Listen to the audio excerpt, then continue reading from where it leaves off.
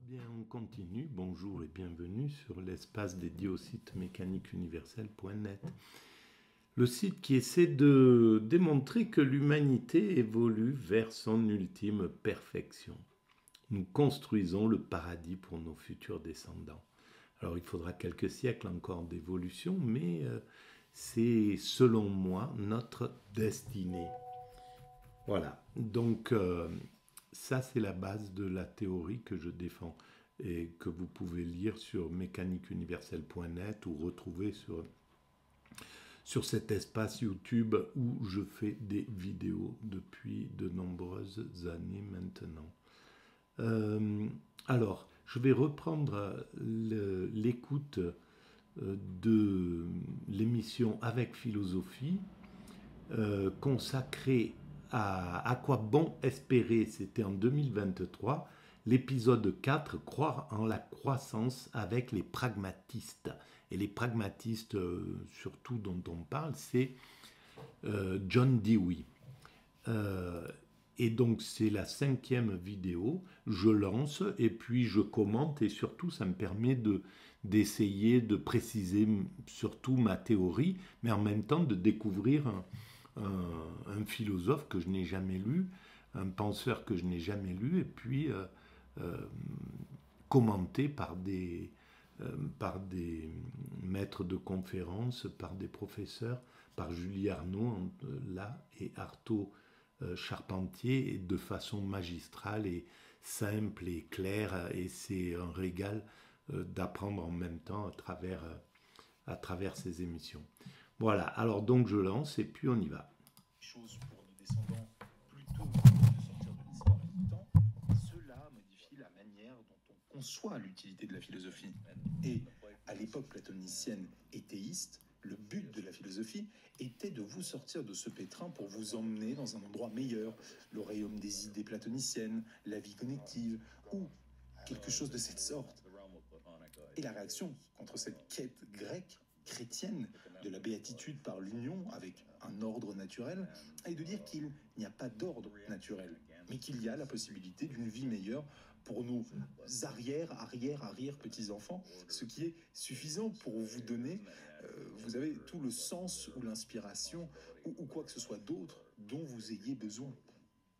That's enough to give you, all the meaning or inspiration or whatever that you could use.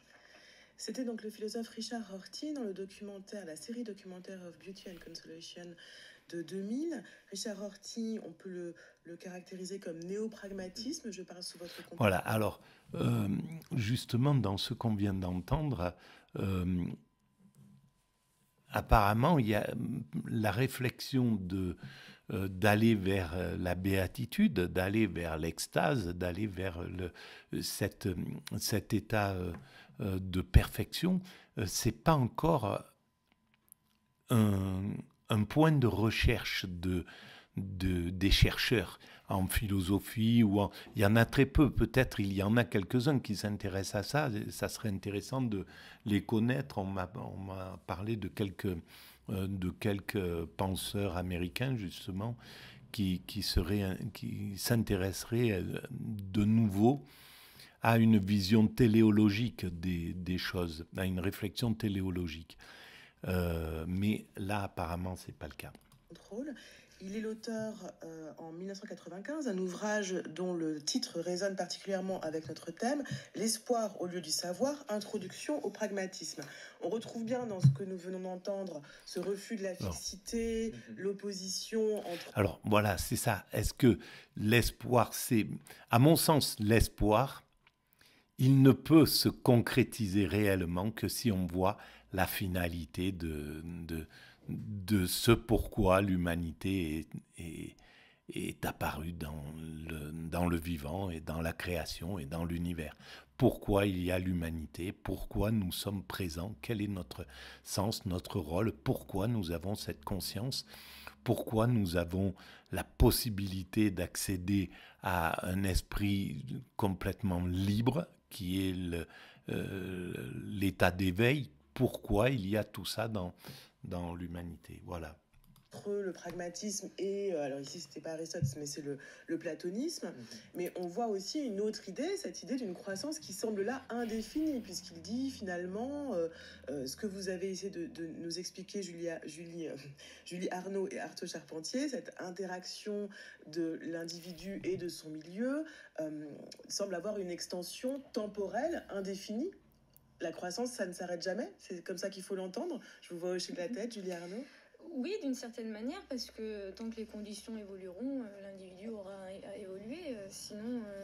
et c'est ce qui... Voilà, et c'est ce qui enlève finalement du sens, ce type de point de vue, parce qu'il n'y a pas de finalité, il n'y a pas de but, il n'y a pas de pourquoi on avance, comment penser quelque chose qui ne s'arrête pas, qui n'aurait pas de fin, où on n'atteindrait pas une sorte d'acmé. Enfin, moi, mon sens, c'est quelque chose... Je crois qu'on va aborder un texte sur l'éducation un peu plus tard, et c'est ce qui montre dans ces textes sur l'éducation, c'est que en réalité, si on disait que la croissance avait une fin, du coup, on poserait une finalité, et effectivement, la croissance, ça serait arriver à cette fin, et c'est pas sa conception-là. Voilà, c'est pas sa conception. C'est celle de la mécanique universelle. À son époque, c'était pas possible d'avoir cette conception, de voir une finalité, de pouvoir envisager une finalité. Le brouillard était tel et il manquait tout un tas d'éléments pour pouvoir penser la fin. Il manquait, par exemple, l'idée d'universalité qu'aujourd'hui on peut commencer à entrevoir. À son époque, c'était pas possible. Maintenant, on a créé donc les structures pour fonctionner universellement. C'est pas pour rien. Quelles sont là ces structures, même si elles fonctionnent pas encore de façon, elles fonctionnent très mal, et encore elles sont balbutiantes, elles en sont en leur enfance. L'ONU, l'UNESCO, l'OMS, etc. Voilà, l'OMC, toutes ces structures pour fonctionner universellement. Eh bien, ça c'est ce qui manquait en fait à Dewey pour pouvoir penser ça. Qu'est-ce qui permet de dire, enfin c'est ce que j'entends en tout cas dans ce que dit là Richard Rorty, mais peut-être que je me trompe, que c'est forcément une amélioration de nos conditions. En vérité, ce qui caractérise effectivement le pragmatisme à la fois... Et ce qui est curieux, c'est qu'il n'y a pas la question pourquoi il n'y aurait pas de finalité dans l'intervieweuse, en somme. Mais parce que ça ne monte pas à la conscience, en fait. Pour l'instant, cette question-là ne se pose pas. Il faut imaginer une fin pour pouvoir se poser la question. Oui, alors, effectivement, pourquoi il n'y aurait pas de fin au progrès, à la progression humaine, au progrès des progrès humains? Pourquoi on n'atteindrait pas une sorte de finalité? Rorty, qui donc se revendique d'une forme de néo-pragmatisme, qui a participé donc à l'effort pour redécouvrir le pragmatisme aux États-Unis dans les années 80, qui jusqu'ici avait été un petit peu occulté par la domination de la philosophie analytique. Ce qui caractérise donc le néo-pragmatisme de Rorty comme comme le pragmatisme des auteurs comme Dewey dont nous avons déjà parlé, c'est effectivement aux yeux de Rorty cette catégorie de l'espoir. L'espoir dans la possibilité d'une amélioration continuée de l'expérience, dans la possibilité d'une amélioration continuée de notre situation, selon des modalités qu'on ne peut pas prévoir. Voilà, demain sera meilleur qu'aujourd'hui, mais on ne sait même pas exactement en quoi ou de quelle manière.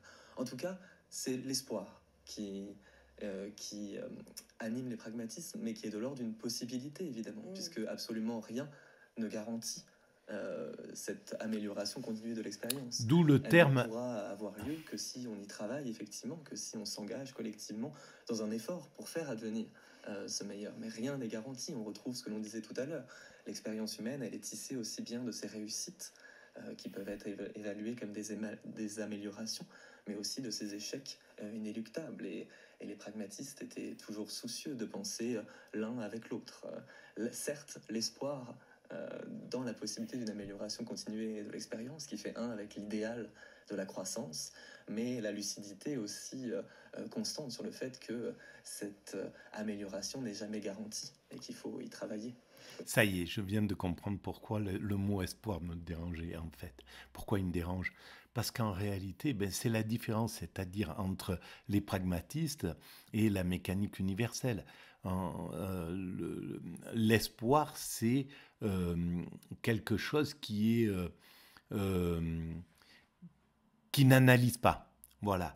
La mécanique universelle dit nous allons vers la perfection, l'ultime perfection.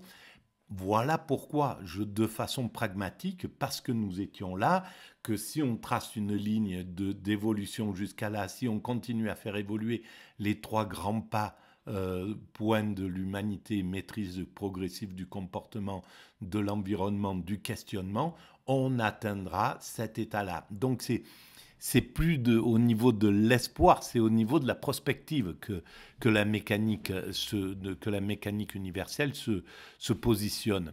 Et ça fait la différence, parce que l'espoir, c'est avant et c'est pour ça que c'est un pragmatisme, mais c'est le pragmatisme ancien. Et évidemment, à l'époque de Dewey, c'était pas possible de s'appuyer sur des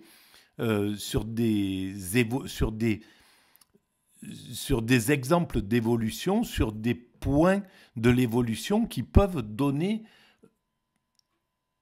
une marche, qui peuvent démontrer que l'humanité suit une marche bien précise, une direction bien précise. Ce n'était pas possible à cette époque-là. Et aujourd'hui, ça les précise. Mais pourtant, c'est encore la pensée de Dewey qui a 100 ans, qui est ancienne, qui fait encore, en somme, le office de pensée contemporaine. C'est le pragmatisme qui est encore à l'œuvre. Ce n'est pas la prospective raisonnée, raisonnable. Oui, et je crois que ce qui est beau aussi dans le pragmatisme, c'est que finalement l'espoir, il réside pas tellement, il réside pas uniquement dans le fait qu'il y aura amélioration, mais il réside simplement dans le fait que nous sommes capables de faire des choses. C'est-à-dire que tout n'est pas définitif, à un moment donné, si nous sommes dans une situation donnée, qui a un échec par exemple, nous avons la capacité de faire évoluer les choses. Et donc, ça me fait penser à cet ouvrage de Dewey qu'il écrit en 1929, je crois, mais là j'ai un doute, La quête de certitude, où il montre que on a placé notre espoir, et Rorty le dit au début de son intervention, on a placé l'espoir dans une espèce de certitude justement que les choses iront peut-être mieux ou qu'il y aura un idéal à venir. Mais en fait, pour Dewey, le problème, c'est que non seulement c'est faux, mais en plus, c'est problématique puisque ça nous rend incapables d'agir, puisque nous plaçons le mieux à venir. Alors que si plutôt, face à cette quête de certitude, nous remplaçons la quête par l'enquête sur les moyens de contrôle et d'amélioration de nos conditions d'expérience, nous retrouvons de l'espoir, puisqu'en réalité, nous retrouvons notre capacité d'agir. Oui, mais en fait, c'est pas ce qui se passe. On se rend bien compte que y a l'espoir, il est toujours là. Mais en réalité, dans les moments où il n'y a plus de spiritualité, il n'y a plus de sens, c'est un espoir qui tombe un peu à plat, hein, qui ne donne pas... sinon, le monde ne serait pas désespéré comme il l'est. Hein, depuis que nous nous sommes séparés du religieux, de ceux qui donnaient justement... des forces téléologiques qui donnaient une idée de la fin. On s'est au 19e siècle, c'était un peu ça, avec certains philosophes comme Marx, etc., ou Saint-Simon. Voilà. Donc, il y avait un espoir qui était donné. Et il y avait une finalité qui était donnée. Donc, l'espoir s'incluait dans cette finalité. Mais là, c'est un espoir qui regarde le monde tel qu'il est. Et un monde qui ne donne plus de fin, qui ne donne plus de sens. Et donc, c'est un espoir à fond perdu. C'est un espoir désespérant, c'est un espoir absurde, en somme. Comme l'ont montré les existentialistes, peut-être. Enfin, c'est la vision que j'ai. Hein, c'est une vision très intuitive. Il faut bien remettre les choses en place. Je suis pas du tout... j'ai pas le bagage intellectuel, philosophique pour pouvoir être précis dans tout ça. C'est intuitif, mais voilà, ça demande à être creusé, cette vision-là. Mais cet espoir-là, ben, dans les moments comme maintenant, comme depuis les années 80, où on n'a plus d'évolution. Dans les 30 Glorieuses, il y avait une sorte d'évolution. Là, on est dans un moment d'involution ou de stagnation, ou d'une évolution un peu difficile qu'on ne voit pas, qu'on n'arrive pas bien à mesurer. Ben là, l'espoir, il n'a pas de sens, quoi. Pour moi, hein. Arthur Charpentier. Tout à fait. Un reproche qu'on formule souvent à l'égard de Dewey, c'est l'idée qu'il serait démesurément optimiste. On va y venir, oui. Qu'il aurait une confiance démesurée dans l'expérience. Mais en vérité, il est aussi sensible aux échecs, au tragique aussi, parfois irrémédiable, de l'existence. Hein. Chez Dewey, comme chez James, c'est une attitude qu'il revendique, c'est ni l'optimisme ni le pessimisme, mais ce qu'ils appellent le méliorisme, c'est-à-dire la conviction que la situation, quelque désespérée qu'elle puisse sembler, peut toujours être améliorée, fût-ce minimalement. Peut toujours être améliorée, mais pas... Elle s'améliore. C'est pas, il n'y a pas une conviction. C'est juste, c'est le travail humain qui conduit à ça. Donc c'est vraiment une vision, on pourrait dire athée d'une certaine façon, une vision qui pense que tout repose sur l'homme, une vision existentialiste, puisque la vie n'a pas de sens, c'est à nous de lui donner, de lui faire le sens, de construire ce sens. C'est à nous de construire les choses. Mais là, c'est vraiment...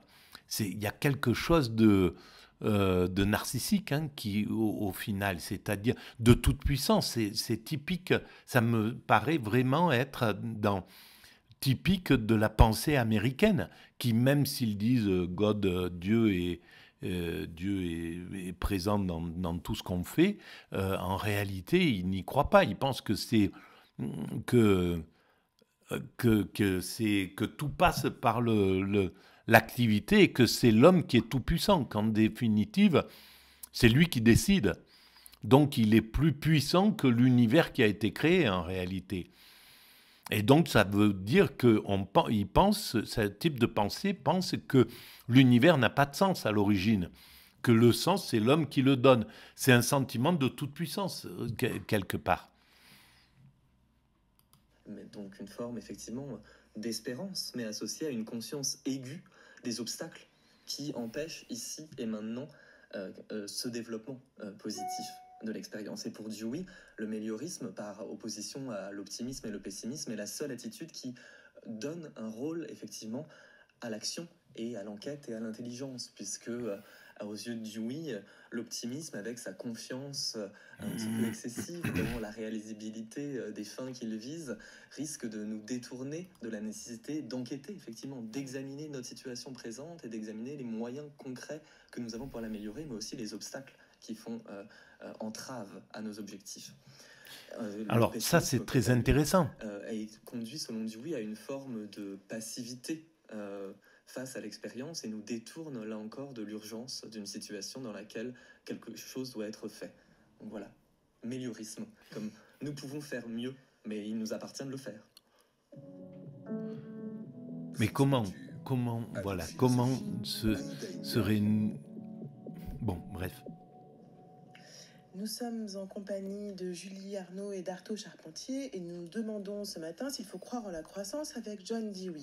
On va maintenant passer à une dimension de la pensée. Par exemple, dans le progrès, la croissance est un des moments de l'évolution et il y aura la décroissance qui qui fera sans doute suite, parce que la finalité de l'humanité, lorsque je dis l'humanité va vers, on construit le paradis pour nos futurs descendants, c'est pas un paradis de croissance, c'est un paradis de décroissance, c'est-à-dire où on a compris que l'être, c'est plus que l'avoir c'était juste le moteur de l'être, c'était juste l'instrument pour atteindre cet état de paradis, mais que ce qui se passe dans le paradis, ben, c'est quelque chose de très naturel, c'est-à-dire c'est l'amour, c'est y a plus de questions d'argent, de compétition, de toutes ces choses-là.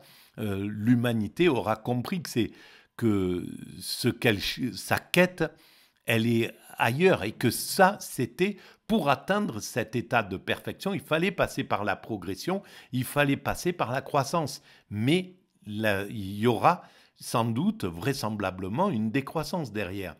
Et donc, voilà. À plusieurs reprises, c'est-à-dire l'éducation. Ah, l'éducation, bon. Ils sont forts. Allez, ben on va arrêter là parce que j'ai déjà fait 20 minutes. On continuera, ça sera une autre vidéo dans l'histoire. Voilà, je vous remercie de votre écoute et puis je vous dis à très bientôt.